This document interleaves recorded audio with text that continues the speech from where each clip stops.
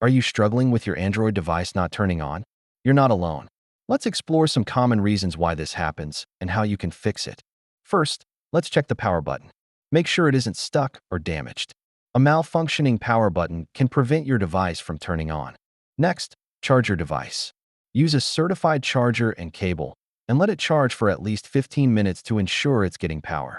If charging doesn't work, try performing a forced restart. Hold down the power and volume buttons together for about 10 seconds. Check your device for any physical damage or signs of corrosion. Any visible damage can prevent it from turning on.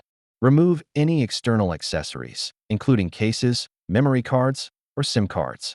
These can sometimes cause interference. Next, try booting your device into safe mode. This helps rule out issues caused by third-party apps. To do this, press and hold the power button until the options appear, then tap and hold Power Off until you see Reboot to safe mode.